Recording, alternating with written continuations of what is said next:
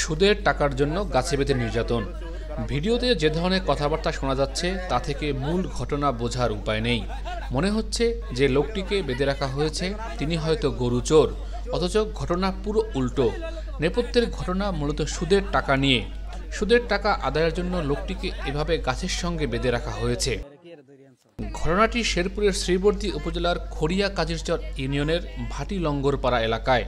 যাকে বেঁধে রাখা হয়েছে তার নাম নূর আমিন, পেশায় ব্যবসায়ী। নূর আমিন ভাটি লঙ্গরপাড়ার নূর ইসলামের ছেলে। তিনি ওই গ্রামের জলিল নামের এক ব্যক্তির কাছ থেকে মাসিক 10% হারে সুদে 1 লাখ টাকা নেন।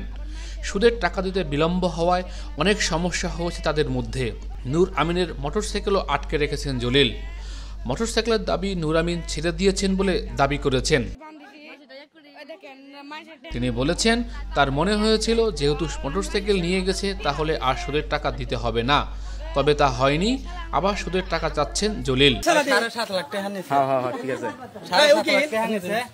মাত্র এরা আমি কিন্তু খুঁজে খুঁজে বেড়াইতেছি, মাত্র নঙ্গরপাড়া বাজার আমার দেখছে, এরা কিন্তু ধরার জন্য প্রস্তুত করি। আজকে মেলা দেখলাম আমার দেহার সাথে স্থানীয়ভাবে বিষয়টি মীমাংসা করা হয়েছে। জলিল দাবি করেছেন নূর আমিনকে গাছের সঙ্গে বাঁধা হয়নি, তবে ভিডিওতে দেখা গেছে পুরোপুরি উল্টো চিত্র।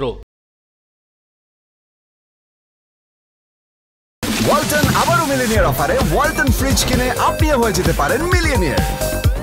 মিলিনিয়ার ছড়াছড়ি দেশ জুড়ে, এটা শুধু ওয়ালটনই পারে।